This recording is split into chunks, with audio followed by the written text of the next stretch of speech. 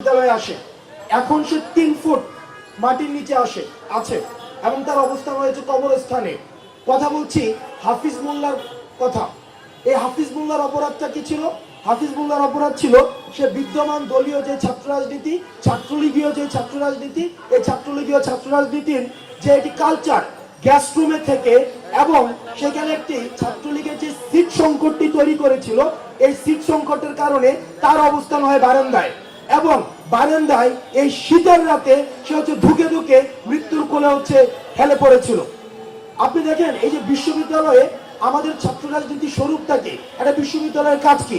জনগণের খয়রাতের পয়সায় এই বিশ্ববিদ্যালয়গুলো পরিচালিত হয়, জনগণের খয়রাতের পয়সায়। এখন এই জনগণের খয়রাতের পয়সায় এই বিশ্ববিদ্যালয়, এটার মূল লক্ষ্যই হচ্ছে জ্ঞান বিস্তার করা, মূল লক্ষ্যই হচ্ছে আপনার সুবিধাজনক চিন্তাগুলোকে পর্যাপ্ত ভাষা দিয়ে সেখানে জ্ঞান ভিত্তিক এবং একটি গবেষণা ভিত্তিক রাষ্ট্র তৈরি করা। কিন্তু বিদ্যমান যে ছাত্র রাজনীতি রয়েছে, দলীয় যে ছাত্র রাজনীতি রয়েছে, এই দলীয় ছাত্র রাজনীতি আপনাকে কি করেছে? আপনাকে প্রতিদিন ক্লাস মিস দিয়ে মধুর ক্যান্টিনে এসে উমুক ভাই রাজপথ ছাড়ি নাই, উমুক ভাই ভয় নাই, নেতা তোমার ভয় নাই, রাজপথ ছাড়ি নাই বলে আপনাকে মধুর ক্যান্টিনে আসতে বাধ্য করেছে। এই যে বিদ্যমান দলীয় ছাত্র রাজনীতি, আপনার দলীয় ছাত্র রাজনীতি আপনার রিডিং রুমে না গিয়ে আপনাকে নেতা যখন ব্যাডমিন্টন খেলে সেখানে নেতার পাশে এসে হাতে তালি দিতে আপনাকে বাধ্য করেছে। বিদ্যমান দলীয় ছাত্র রাজনীতি আপনাকে সিটের অধিকার থেকে বঞ্চিত করে, নেতা থাকে সিঙ্গেল রুমে আর কর্মীরা থাকবে 32 জনের একটা রুমের গণরুমে। তাইলে দেখেন এই যে বিদ্যমান রাজনীতি কাঠামোতে যেখানে ছাত্র নেতাদের কথা বলার উচিত ছিল যে ক্যান্টিনে কিভাবে ভর্তুকি আনা যায়, সেখানে দলীয় ছাত্র রাজনীতিতে আমরা দেখেছি যে ক্যান্টিন থেকে কিভাবে প্রজেক্ট পার্সেন্টেজ নেওয়া যায়। দ্বিতীয়ত, যেখানে ছাত্র নেতাদের কাজ ছিল কিভাবে ক্যাম্পাসে সিটের সমস্যা সমাধান করে আবাসিক সুবিধা আরো বৃদ্ধি করা যায় সেটির জন্য কাজ করা, সেখানে আমরা দেখেছি দলীয় ছাত্র রাজনীতির যে ছাত্র নেতারা রয়েছে তারা গণরুম সমস্যাকে জিয়ে রেখে কিভাবে ছাত্রদেরকে কাজে লাগিয়ে এই প্রটোকল রাজনীতিকে ইন্ট্রোডিউস করা। আমাদের যেখানে কথা ছিল ছাত্র নেতাদের যে কিভাবে লাইব্রেরির ফ্যাসিলিটি বৃদ্ধি করা যায়, সেখানে আমরা দেখেছি দলীয় ছাত্র রাজনীতির ছাত্র নেতারা লাইব্রেরি থেকে শিক্ষার্থী এনে মধুর ক্যান্টিনে ভ্যানগার্ড দিয়েছে। আজকে এই পরিস্থিতিতে আপনি দেখবেন 5ই আগস্ট পরবর্তী সময়ে যখনই ক্যাম্পাস থেকে দলীয় ছাত্র রাজনীতির ছাত্রলীগ নিষিদ্ধ হয়েছে, ক্যাম্পাস থেকে তাদের হল থেকে তাদের উৎখাত হয়েছে, তখনই কিন্তু কৃত্রিমভাবে যে সৃষ্ট যে সিট সমস্যাটি সেটির কিন্তু সমাধান হয়ে গিয়েছে। তার মানে এই যে দলীয় ছাত্র রাজনীতি যে নামেই থাকুক না কেন, সেগুলি শিক্ষার্থীদেরকে পুঁজি করে তাদের যে মাদার পার্টি, এই মাদার পার্টির পারপাস সার্ভ করতে যুগের পর যুগ ব্যবহার করা হয়েছে। অর্থাৎ নেতা থাকবে একদম নেতা যা বলবে, নেতা থেকে ওহি নাজির হবে এবং এই নেতার ওহি ক্যাম্পাসে বাস্তবায়ন হবে, এটাই হচ্ছে মূলত কাজ। এবং আমরা যখন দলীয় ছাত্র রাজনীতির নেতাদের সাথে বিভিন্ন ইস্যুতে দলীয় ছাত্র রাজনীতি ক্যাম্পাসে কেন থাকবে, এটার পক্ষে একটা যুক্তি হচ্ছে যে তাহলে নাকি নেতা তৈরি হবে না।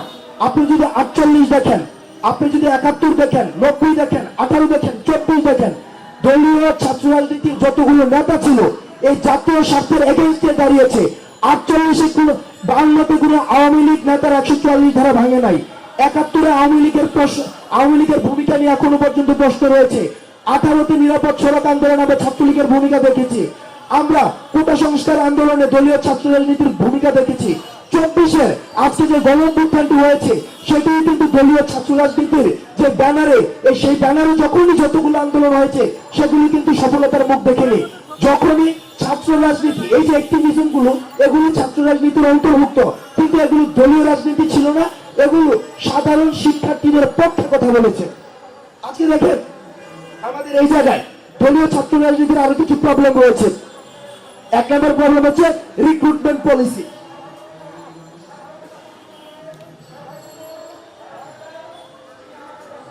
আমি একটা ঘটনা বলে, আমাদের বিজয় 71 হলে একটা ছেলে ছিল, প্রচন্ড পরিমাণ রোদ, সে প্রভু স্যারের রুম ভেঙেছিল।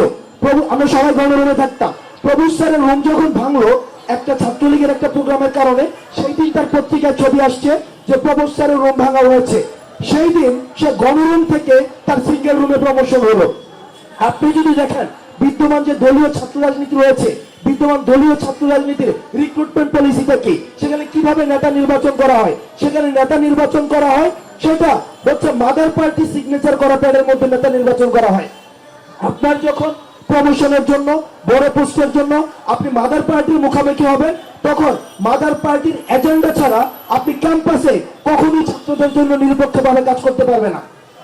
আপনি যদি সিটের ইস্যুটি দেখেন তাহলে আপনি দেখবেন আমরা দলীয় ছাত্র রাজনীতি সহ বিশ্ববিদ্যালয়ে দেখেছি, দলীয় ছাত্র রাজনীতি ছাড়া বিশ্ববিদ্যালয়ে দেখেছি। যেখানে দলীয় ছাত্র রাজনীতি নেই, যেমন খুলনা বিশ্ববিদ্যালয়, সেখানে কিন্তু সিট সংকট নেই।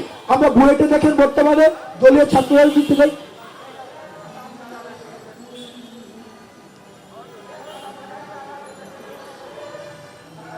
আপনি বুয়েটের কথা দেখেন, সেখানে দলীয় ছাত্র রাজনীতি নেই, সেখানে সিট সমস্যা নেই, ক্যান্টিনের সমস্যা নেই।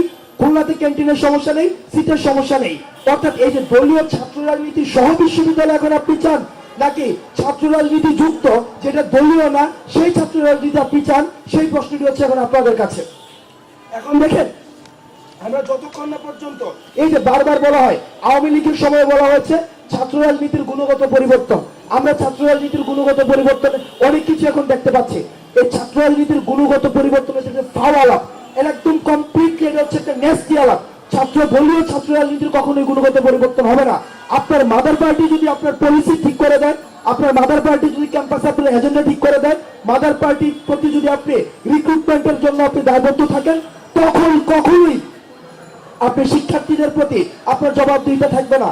কারণ আপনার পদ প্রমোশন সবকিছু হচ্ছে মাদার পার্টি নির্ধারণ করবে। সেই জায়গা থেকে আমরা এই ক্যাম্পাসে দলীয় ছাত্র রাজনীতি আমরা চাই না, আমরা চাই ছাত্র রাজনীতি। এখন এই ছাত্র রাজনীতির ধরনটা কি হবে? মেঘমল্লার দা ওনার বক্তব্যের শেষের দিকে খুব সুন্দর করে পলিসিটা দিয়েছেন যে ডাকসু কেন্দ্রিক ছাত্র রাজনীতি, ডাকসুর যে অ্যানোমালিস গুলো রয়েছে, যে প্রবলেমস গুলো রয়েছে, এই প্রবলেমস গুলো উনি দেখিয়ে দিয়েছেন। এখন এই বিষয়গুলি নিয়ে কাজ হতে পারে। এখন বিষয়টা দাঁড়াচ্ছে যে ডাকসুতে যখন একটা শিক্ষার্থী আসবে, তখন সে ছাত্র দলের প্রতিনিধি হিসেবে আসছে না, সে শিবিরের প্রতিনিধি হিসেবে আসছে না, ইউনিয়নের প্রতিনিধি হিসেবে আসছে না, বৈষম্যের প্রতিনিধি হিসেবে আসছে না, সে আসবে ঢাকা বিশ্ববিদ্যালয়ের সকল শিক্ষার্থীর প্রতিনিধি হিসেবে। আমরা দেখেছি যে আমাদের ছাত্র নেতারা কখনোই সব শিক্ষার্থীর প্রতিনিধি হিসেবে উঠে আসতে পারেনি। সে হয়তো ছাত্রলীগের প্রতিনিধি ছিল, ছাত্র দলের প্রতিনিধি ছিল, শিবিরের প্রতিনিধি।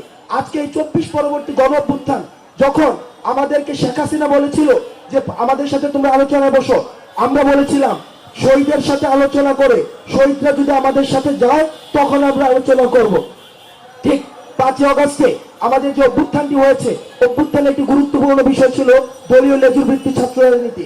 এই দলীয় লেজুর ভিত্তিক ছাত্র রাজনীতি থাকবে কি থাকবে না, যদি না থাকে সেটি সিদ্ধান্ত আমাদের শহীদদের সাথে আলোচনা করে নিতে হবে। কারণ শহীদদের ম্যান্ডেট ছিল যে ক্যাম্পাসে দলীয় ছাত্র রাজনীতি থাকবে না। এখন এই জায়গাতে যদি ডাকসুটা নিয়মিত চালু করা যায়, যে ক্ষেত্রে যে সুবিধাটি হবে, আপনি যদি শিক্ষার্থীদের জন্য কাজ করেন, এখন শিক্ষার্থী যদি আপনি শিক্ষার্থীদের জন্য কাজ না করেন, আগামী বছর আপনাকে ভোট দিবে না, আগামী বছর আপনি শিক্ষার্থীদের প্রতিনিধিত্ব হতে পারবেন না। সিম্পল। আপনি তখন শিক্ষার্থীদের কাছে দায়বদ্ধ থাকবেন। আগামী সংসদে নির্বাচিত হওয়ার জন্য হলেও আপনি শিক্ষার্থীদের সাথে দায়বদ্ধ থাকবেন। এই শিক্ষার্থীদের সাথে দায়বদ্ধ জায়গা থেকে আপনি কখনোই শিক্ষার্থী বিমুখ কোন রাজনীতিতে কোন এজেন্ডা বাস্তবায়নের হাতিয়ার হিসেবে আপনি ব্যবহার হতে পারবেন না। শেষ করছি নাজিম হিকমতের একটি কবিতা দিয়ে। নাজিম হিকমত বলেছিল যে আমাদের এই 20 শতাব্দীতে সুখের আয়ু হচ্ছে 1 বছর। আমরা এই 5 আগস্ট পরবর্তী সময়ে 4 মাস মাত্র গিয়েছে। আমরা শহীদের রক্তের উপরে দাঁড়িয়ে আছি। তাদের যে ম্যান্ডেট ছিল, যে দলীয় লেজুর বৃত্তি, যেটি আমাদের একটা দুঃখ স্মৃতি ছিল, আমাদের এই ক্যাম্পাসে শত শিক্ষার্থীর ক্যারিয়ার নষ্ট করে দিয়েছে। আবরার ফাহাদকে হত্যা করেছে, সেখানে রুমিকে হত্যা করা হয়েছে, আমাদের হাফিজুর মোল্লার মতো আমাদের শিক্ষার্থীদেরকে ঝরে যেতে দেখেছে।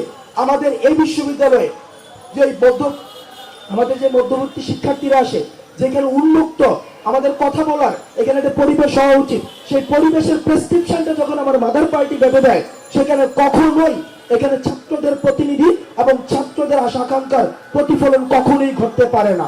আসসালামু আলাইকুম।